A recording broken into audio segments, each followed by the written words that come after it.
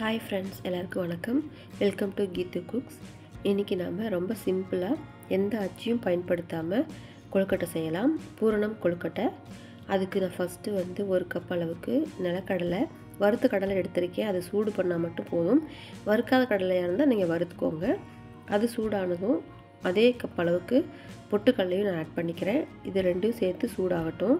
இது வறுத்ததும் தனியா ஒரு பாத்திரத்துல எடுத்து ஆற வச்சுக்கலாம். நாம வேற ஒரு கடாயை அடுப்புல வச்சு ஒரு கப் அளவுக்கு வெல்லம் உதிர்த்து அதை நான் சேர்த்திருக்கேன்.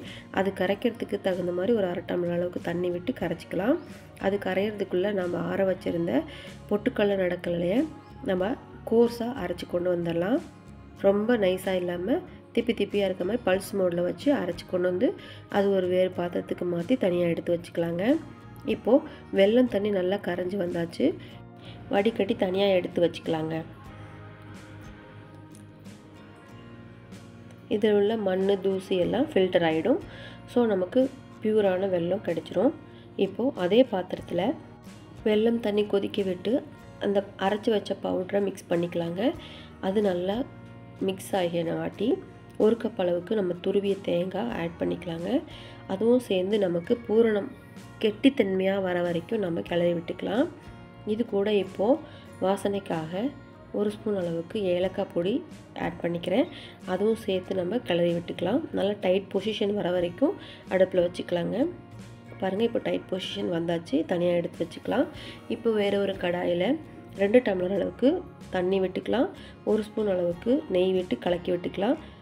ஒரு பிஞ்ச் அளவுக்கு சால்ட் போட்டுக்கலாம். தண்ணி நல்லா கொதிச்சு வந்ததுக்கப்புறம் அதிகப்படியாக இருக்கும் அப்படிங்கிற காரணத்தினால கொஞ்சம் தண்ணி தனியாக எடுத்து வச்சுக்கிட்டேன். இப்போது மீதி தண்ணியில் 2 கப் அளவுக்கு நான் அரிசி மாவு ஆட் பண்ணிக்கிறேன். ஸ்டவ்வோட அனலை நம்ம மிதமாக வச்சுக்கணும். அதிகப்படியாக இருந்தால் மாவு ரொம்ப வெந்துடும். இப்போது நம்ம மாவு பிசைய தண்ணி தேவைப்பட்டால் நம்ம எடுத்து வச்சுருந்த தண்ணியை ஊற்றி கொஞ்சம் கொஞ்சமாக ஊற்றி பிசைஞ்சிக்கலாங்க. பிசைஞ்சு நம்ம எப்பயும் போல் சப்பாத்தி மாவு பதத்துக்கு பிசைஞ்சிக்கலாம். ரொம்ப கெட்டியாகவும் இல்லாமல் ரொம்ப இலகவும் இல்லாமல் சாஃப்டாக கையில் பிடிச்சி உருட்டினா எந்த ஷேப் கொடுத்தாலும் வர மாதிரி நமக்கு மாவு ரெடி பண்ணிக்கலாங்க. இப்போ அதுலேருந்து நான் கொஞ்சம் மாவு எடுத்து ஃபஸ்ட்டு நான் ஒரு பிளாஸ்டிக் ஷீட் மேலே எண்ணெய் தடவிட்டு அந்த மாவை நம்ம தட்டி விட்டு உள்ளே பூரணம் வச்சு நம்ம அந்த ஷீட்டை நான் வீடியோவில் காமிக்கிற மாதிரி கையில் தொடாமல் ஷீட்டோடு சேர்த்து வச்சு நம்ம அமுக்கும்போது அழகாக நமக்கு கொழுக்கட்டை ஷேப் கிடைச்சிருங்க.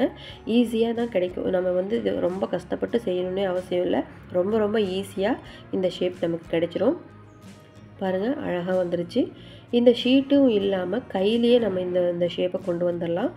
கொஞ்சம் அளவுக்கு ஒரு பால் அளவுக்கு மாவை எடுத்து உருட்டி அதை கையிலேயே ஒரு கிண்ணம் போல் தண்ணி தொட்டு கிண்ணம் போல் உருட்டி நடுவில் நம்ம பூரணம் வச்சு அப்படியே நம்ம க்ளோஸ் பண்ணிக்கலாம். அப்படியும் நம்ம செய்யலாம். எது நமக்கு பெட்டராக வருதோ அந்த மாதிரி டிசைன் நம்ம கொடுத்துக்கலாம். பாருங்கள், கொழுக்கட்டை அழகாக சேஃபாக கிடச்சிருச்சு, எந்த அச்சும் இல்லாமல். இப்போ இதே போலயே மோதகம் ஷேப்பும் நம்ம கொண்டு வந்துடலாம் கையிலேயே. அதுக்கும் கொஞ்சம் மாவு எடுத்து நம்ம ரவுண்ட் பண்ணி நல்லா உருட்டிக்கிட்டு தண்ணி தொட்டு கிண்ணம் போல் நம்ம செஞ்சு நடுவில் பூரணம் வச்சு எல்லா மாவோட நுனியும் மேலே வர மாதிரி சுருட்டி விட்டு ரவுண்ட் பாலாக கொண்டு வந்து மீதி இருக்கிற மாவை அப்படியே கூப்புறமாக நம்ம குமிச்சு விட்டோம்னா மோதகம் அமைப்பு நமக்கு கிடைச்சிருங்க. பாருங்கள், சூப்பராக கிடச்சிருச்சு. இப்போ நம்ம இதை ஆவியில் வேக வச்சுக்கலாம். இட்லி பாத்திரத்தில் தண்ணி கொதிச்ச வாட்டி இட்லி தட்டு மேலே நம்மளோட கொழுக்கட்டை அண்டு நம்ம செஞ்சு வச்சுருந்த மோதகம் எல்லாத்தையும் நம்ம வேக விட்டு ஒரு 15 நிமிஷம் வேக விட்டு எடுத்துக்கலாங்க. அருமையாக சூப்பராக ஈஸியாக பிகினர்ஸ் கூட கற்றுக்கிற அளவுக்கு ரொம்ப ரொம்ப ஈஸியாக இந்த கொழுக்கட்டை மாவு நம்ம பூரணம் கொழுக்கட்டை ரெடி பண்ணிடலாங்க. ஃபஸ்ட் டைம் செஞ்சாலே சூப்பராக வந்துடும். அந்தளவுக்கு எளிமையான முறையில் நான் இன்றைக்கி உங்களுக்கு சொல்லி கொடுத்துருக்கேன். உங்களுக்கு இந்த வீடியோ பிடிச்சிருந்தா லைக் பண்ணி ஷேர் பண்ணி சப்ஸ்கிரைப் பண்ணுங்கள். ஆல்ரெடி சப்ஸ்கிரைப் பண்ணவங்களுக்கு ரொம்ப தேங்க்ஸ். புதுசாக இந்த வீடியோ பார்க்குறவங்களுக்கு வீடியோ பிடிச்சிருந்தா கண்டிப்பாக லைக் பண்ணி ஷேர் பண்ணி சப்ஸ்கிரைப் பண்ணுங்கள். பெல் ஐக்கானும் கிளிக் பண்ணி வச்சுக்கோங்க.